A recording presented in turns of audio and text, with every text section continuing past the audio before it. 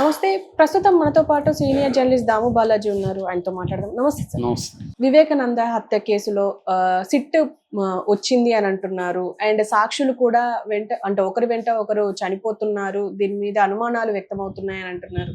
So కొత్త పరిణామాలు చోటు చేసుకుని అంటున్నారు. ఆ పరిణామాలు ఏంటి సార్? వివేకానంద రెడ్డి హత్య కేసు నిజానికి వెబ్ సిరీస్ లాగా అనేక మలుపులు తిరుగుతూనే ఉంది. దీని మీద ఇంకా వెబ్ సిరీస్ ఎందుకు తీయలేదని నేను ఆలోచిస్తున్నాను. ఎవరైనా ఉంటే మాత్రం నేనే తీయగలను, ఎందుకంటే నా దగ్గర అంత సమాచారం ఉంది. బ్రహ్మాండంగా చేయొచ్చు. అంటే ఈ వెబ్ సిరీస్ చేయాలంటే ముందు ఏ పార్టీ వైపు సైడ్ తీసుకోకూడదు. సైడ్ తీసుకునే వల్లనే ఇప్పుడు సినిమాలన్నీ కూడా వచ్చిన సినిమాలు ఏవి కూడా ఇంట్రెస్టింగ్గా లేవు. ఎందుకంటే ముందే డిసైడ్ అయిపోయారు వీళ్ళు. దాంట్లో ఏమి ఇంట్రెస్ట్ ఉంటుంది, ఎక్స్ప్లోర్ చేయాలి, ఫైనల్ కన్క్లూజన్ ఓపెన్గా వదిలేయాలి. అప్పుడే అది ఇంట్రెస్టింగ్గా ఉంటుంది. అప్పుడు ఏంటంటే దీన్ని ఎవరెవరు ఎలా వాడుకుంటున్నారు అనే మల్టిపుల్ పాయింట్ ఆఫ్ వ్యూస్ నీకు ఎక్స్ప్లోర్ చేయొచ్చు. ఇప్పుడు ఏంటంటే సింగిల్గా నువ్వు ముందే డిసైడ్ అవుతావు. దాన్ని పారామెట్రిక్ స్టోరీ అంటారు. పారామీటర్ ముందే పెట్టుకొని వీళ్ళు నేరం చేశారు. మన తెలుగు సాహిత్యం అంతా కూడా ఇలాగే ఉంటుంది. అంటే స్త్రీలు విక్టిమ్స్, మగవాళ్ళు పెర్పెట్రేటర్స్, దళితుల విక్టిమ్స్ అప్పర్ కాస్ట్ పెర్పెట్రేటర్స్, ముస్లింలు విక్టిమ్స్, హిందువులు ఈ ద్వంద్వాలు పెట్టుకొని కథలు రాస్తే ఏమవుతుందంటే ఇంకా దాన్ని చదవాలనిపించదు. ముందే తెలిసిపోయింది కదా స్త్రీ విక్టిము, ఇంకేముంది చదవడం. సో అలాగే ఈ స్టోరీ కూడా ఏమవుతుందంటే తెలుగుదేశం మీడియా మాత్రమే చూసేవాళ్ళకి జగనే చంపించాడని, జగన్ మీడియా మాత్రమే చూసేవాళ్ళకి తెలుగుదేశం చంపించారని, లేదా సునీత చంపించిందని ఈ కథనాలు ఉన్నాయన్నమాట. సో ఇప్పుడు అందుకని ఈ కేసు ఏంటంటే ఎవరికి కూడా తేల్చాలని లేదు. చంద్రబాబుకి ఈ కేసుని తేల్చాలని లేదు, జగన్కి లేదు, మోడీకి అసలు లేదు. వీళ్ళకి అందరికీ ఎవరికి కూడా ఈ కేసుని తేల్చాలని లేదు. లేకపోతే ఒక మామూలు హత్య కేసుని తేల్చడానికి మనమే చాలా హత్యలు చెప్పుకుంటున్నాం.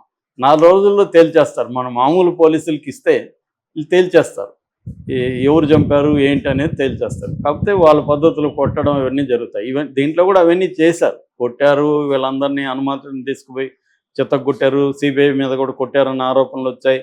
అందరికి తెలుసు దీంట్లో ఎవరు చంపారు ఏంటి అనేది ఆల్రెడీ తెలిసిపోయింది.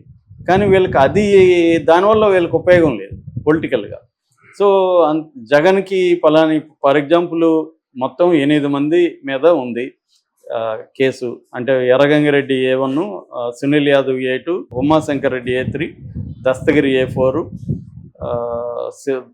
దేవిరెడ్డి శివశంకర్ రెడ్డి A5, తర్వాత Gajjala Uday Kumar Reddy A6, YS Bhaskar Reddy A7, Avinash Reddy A8 మీద మొత్తం 8 మంది మీద ఇప్పుడు సిబిఐ చేసింది. ఇందులో దస్తగిరి చెప్పింది ఏంటి, మేము 4 వెళ్ళి చంపామని చెప్పాడు. ఎవరు?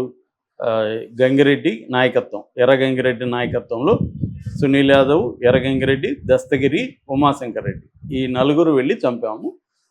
నేనేమో డబ్బులు తీసుకొని 5 కోట్లు నాకు ఇచ్చేట్టుగా ₹1 కోటి అడ్వాన్స్ ఇచ్చారు కాబట్టి నేను వెళ్ళాను. ఎర్రగంగిరెడ్డికి ఆయనకి ఏదో ఆస్తులు గొడవలు ఉన్నాయి. సునీల్ కుమార్ రెడ్డి వాళ్ళ శ్రీల మీద ఇతనికి మమ్మనైజర్ ఇతను వివేకానంద రెడ్డి, అట్లాగే ఉమాశంకర్ రెడ్డి వాళ్ళ శ్రీలకు సంబంధించి మదర్ కావచ్చు, భార్య కావచ్చు, వాళ్ళ వేధింపుల్ని భరించలేక వాళ్ళు కూడా చంపాలనుకున్నారు అనేది ఇతను చెప్పింది. సో దీన్ని ఇక్కడ వరకు కాకుండా ఏం చేశారంటే పొలిటికల్గా దీంట్లో ఫస్ట్ తెలుగుదేశం వాళ్ళని ఇన్వాల్వ్ చేయడానికి సునీత, జగన్ ట్రై చేశారు. నారాసుర రక్త చరిత్రను బుక్ చేశాడు. ఆ ఎన్నికల్లో 2019 ఎన్నికల్లో జగన్ తనకు అనుకూలంగా దీన్ని వాడుకున్నాడు. సునీత కూడా హెల్ప్ చేసింది జగన్కి. దాని తర్వాత చంద్రబాబు వచ్చిన తర్వాత సునీత కూడా వచ్చింది. దాంతో చంద్రబాబు పట్టు దొరికింది కేసు మీద. చంద్రబాబు అప్పటి నుంచి ఇప్పటి వరకు పిండుతూనే ఉన్నాడు, ఇంకా పిండుతున్నాడు, ఇప్పటికి కూడా పిండుతున్నాడు. ఎలా పిండుతున్నాడో మనం చెప్పుకోవాలి తప్ప వేరే ట్విస్ట్ ఏం లేదు ఇక్కడ. సో కాకపోతే లీగల్గా ఇక్కడ ఏంటంటే ప్రతిదానికి లీగల్ అండ్ పొలిటికల్ యాంగిల్స్ ఈ 2 ఉంటాయి. దీంట్లో కూడా పొలిటికల్ యాంగిలే డామినేట్ చేస్తుంది లీగల్ యాంగిల్ కంటే. లీగల్ యాంగిల్ అయితే నేను చెప్పినట్టుగా ఇది 1 నెల లోపల తేలిపోయే కేసే ఇది. కానీ లీగల్ యాంగిల్ని పొలిటికల్ యాంగిల్ డామినేట్ చేస్తుంది కాబట్టి లీగల్ యాంగిల్ అనేది ముందుకెళ్ళదు. ఇది వాళ్ళకి నాకు తెలిసి ఇది ఎప్పటికీ వెళ్ళదు, ఎప్పటికీ తేల్చరు, ఇలాగే నడుస్తూ ఉంటుంది. ఫైనల్గా కోర్టులో ఆల్రెడీ వీళ్ళు శిక్షలు అనుభవించేసి ఉంటారు. వీళ్ళు ఒక్కొక్కరు ఇతను వదిలేస్తే దస్తగిరిని, మిగతా వాళ్ళందరూ చాలా కాలం జైళ్ళల్లో ఉన్నారు. ఇది ఎందుకంటే 6 ఏళ్ళు అయింది మొన్నటికి. సో వీళ్ళందరూ సగం జైల్లో ఉన్నారు. ఒకవేళ శిక్ష పడినా వాళ్ళకి సగం అయిపోయి ఉంటుంది ఈ పాటికి.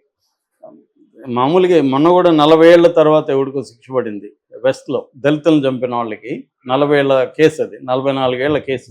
అలా ఉంటుంది మన న్యాయ వ్యవస్థ వ్యవహారం. సో ఇప్పుడు ఏమి కొత్త ట్విస్ట్ అంటే చంద్రబాబు దీన్ని ఎలా వాడుకోవడానికి ఏం చేస్తున్నాడంటే, దీంట్లో కొంతమంది సాక్షులు చనిపోయారు. దీంట్లో ఒక 600-700 మంది సాక్షులు, నాకు కరెక్ట్గా గుర్తులేదు, 600-700 సాక్షులు ఉన్నారు. అందులో ఒక 6 మంది 7 మంది చనిపోయారు. ఈ సాక్షులు ఎందుకు ఇలా చనిపోతున్నారు అని ఒక సిట్ వేసాడు చంద్రబాబు. ఓకే. ఈ సిట్లో ఏమీ తేలదు, ఈ సాక్షుల్ని ఎవరైనా చంపారా ఏంటి ఏమి తేలదు. చూడండి మీరు కావాలంటే. ఇది ఎందుకు వేసాడంటే జగన్ని ఈ లైవ్గా ఉంచాలి, జగనే చంపించాడనే నెరేటివ్కి అనుకూలంగా దీన్ని పెట్టుకోవాలి. అది చంద్రబాబు ఉద్దేశం. దీన్ని మ్యాక్సిమం పిండదాం ఎంత వీలైతే అంత అనేది ఆయన. ఎంత ఉపయోగపడుతుందో మనకు తెలియదు కానీ ట్రై చేద్దాం అనేది, మంది పోయేదేముంది అనేది చంద్రబాబుకు ఉండే ఇది. సో అదొకటి. రెండవది, దీంట్లో ఆల్రెడీ ఈ కిరాయి హంతకుడుగా ఉంటున్న ఈ దస్తగిరి, అంటే నేను ఈ మాట అనడం లేదు, అతనే చెప్పుకున్నాడు కాబట్టి చెప్తున్నా, దస్తగిరి తో పాటు ఇప్పుడు సునీల్ యాదవ్ కూడా రంగంలో దిగాడు. సునీల్ యాదవ్ ఒకప్పుడు సిబిఐ నన్ను విపరీతంగా కొట్టి అప్రూవర్గా మారమనిందని కోర్టులో కేసేసిన వ్యక్తి ఇవాళ మరి ఏం జరిగిందో తెలీదు.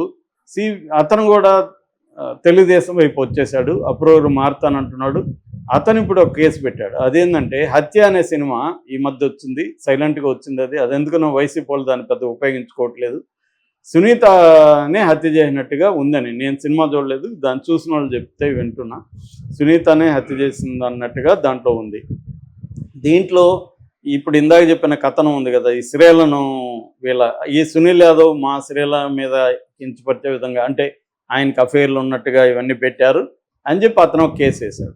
దాంట్లో ఎవరో ఒక క్లిప్పు షేర్ చేసిన దానికి అతన్ని అరెస్ట్ చేశారు. నిజానికి ఆ క్లిప్పు షేర్ చేయడం తప్పేం కాదు, ఎందుకంటే అది ఆల్రెడీ సెన్సార్డ్ సినిమా. సెన్సార్ వచ్చిన సినిమానే నీకు ఓపెన్గా ఉన్నప్పుడు అందులో ఒక క్లిప్ షేర్ చేస్తే అది ఎలా ఇదవుతుంది? కానీ వేధించదలుచుకున్నారు వీళ్ళు కాబట్టి అది ఇచ్చేస్తారు. ఇక్కడ లాజిక్లు ఏం పనిచేయవు. మనం ఎవరిని వేధించదలుచుకుంటే ఏమన్నా మేము పెడతాం అని చెప్పేయచ్చు. అలాగా అది ఒకటి నడుస్తుంది. రెండవది, ఈ సాక్షుల మీద మరణాల మీద సిట్టేశారు కదా, సిట్టు నిన్న రంగంలో ఎదిగింది. ఫస్ట్ శ్రీనివాసరెడ్డి అనే వ్యక్తి చనిపోయాడు. దాని తర్వాత వైట్ గంగాధర్ అనే వ్యక్తి చనిపోయాడు. మూడోది ఈఎస్ గంగిరెడ్డి అని ఇంకొక అతను చనిపోయాడు. ఆ గంగిరెడ్డి కాదు, సాక్షితను. తర్వాత వైఎస్ అభిషేక్ రెడ్డి అని ఈ మధ్య చనిపోయాడు. రంగన్ అని 80 ఏళ్ళు దాటి ఆయన ఈ మధ్య చనిపోయాడు. వీళ్ళందరి మీద సిట్టు డిఎస్పీలతో సిట్టేశారు. ఈ సిట్టు రంగంలో దిగింది. నిన్న శ్రీనివాసరెడ్డి మీద విచారణ జరుగుతుంది. మేబీ దీంట్లో కూడా వైసీపీ వాళ్ళని ఇరికిచ్చి కొన్ని కేసులు పెడతారు. ఇవి మళ్ళీ వైసీపీ వాళ్ళకి ఇంకొక ఎక్స్ట్రా కేసు ఇది నడుస్తూ ఉంటుంది. సో అసలు కేసు వేరే, కొసరు కేసులు అనమాట ఇవన్నీ. సో అసలు కేసులు ఏం జరుగుతుంది? జూన్ 30 లోపల 2023 జూన్ 30 లోపల తేల్చమని సుప్రీంకోర్టు డెడ్ లైన్. అది కూడా సెకండ్ డెడ్ లైన్. అంతకుముందు ఏప్రిల్ ఇచ్చింది. వీళ్ళు సిబిఐలు మాకు టైం సరిపోదంటే మళ్ళీ జూన్కి ఇచ్చింది. జూను 2023, ఇవాళ ఎంత 2025 జూన్ వస్తే 2 ఏళ్ళు. సుప్రీంకోర్టు డెడ్ లైన్ పెట్టి కూడా 2 ఏళ్ళు అయిపోయింది. ఈ కేసు ముందుకు వెళ్ళట్లేదు. 15 నెలలుగా ఒకే అంశం మీద నడుస్తుందని సునీతనే సిబిఐ మీద నిన్న కంప్లైంట్ ఇచ్చింది, కోర్టులో పిటిషన్ వేసింది. అదేంటంటే ప్రతివాదులు ఎవరైతే ఉంటారో వాళ్ళకి దీంట్లో ఉండే డాక్యుమెంట్స్ అంతా కూడా ఇవ్వాలి, ప్రతివాదులకు ఇవ్వాలి. ప్రతివాదులకి హార్డ్ డిస్క్ ఇచ్చింది సిబిఐ. హార్డ్ డిస్క్ ఓపెన్ అవ్వట్లేదని వాళ్ళు మాకు హార్డ్ కాపీలు కావాలని అడుగుతున్నారు. హార్డ్ కాపీలు ఇవ్వాలంటే లక్షల పేజీల్లో ఉన్నాయి డాక్యుమెంట్స్. మేము ఇవ్వలేమని వీళ్ళు అంటున్నారు. ఇలా పెండింగ్లో 15 నెలలుగా పెండింగ్లో ఉందని సునీత నిన్న హైకోర్టులో కేసు వేసింది. సో మరి ఎప్పటికి తేలాలి ఇవన్నీ టెక్నికల్గా? సో అంటే ఇది విషయం ఏంటంటే, ప్రభుత్వాలు కానీ సీరియస్గా అనుకుంటే సిబిఐ ఎవరి కంట్రోల్ ఉంటుంది? మోడీ కంట్రోల్లో ఉంటుంది. ఎందుకంటే సిబిఐ డైరెక్ట్ నియమించేది మోడీనే కాబట్టి అన్ని వ్యవస్థలు మోడీ కంట్రోల్లో పెట్టుకున్నాడు. సో కాబట్టి మోడీ అనుకుంటే ఇది ముందుకు కదులుతుంది. మోడీ అనుకోడు. ఎందుకు అనుకోడు? జగన్ని శిక్షించడం మోడీకి ఇష్టం లేదు. ఎందుకు? 2 కారణాలు. ఒకటి, జగన్ గత 5 ఏళ్ళు 10 ఏళ్ళుగా తను చెప్పిన పనులన్నీ చేస్తున్నాడు. తమ బిల్లులకి మద్దతు ఇచ్చాడు. రాజ్యసభలో ఏ బిల్లుగా అడిగిన అడగపైన ఇస్తున్నాడు. తర్వాత ఎన్నికల్లో కూడా డబ్బులు పంపు చేశాడని ఒక వార్తలు వచ్చాయి, జగన్ ఇచ్చాడని.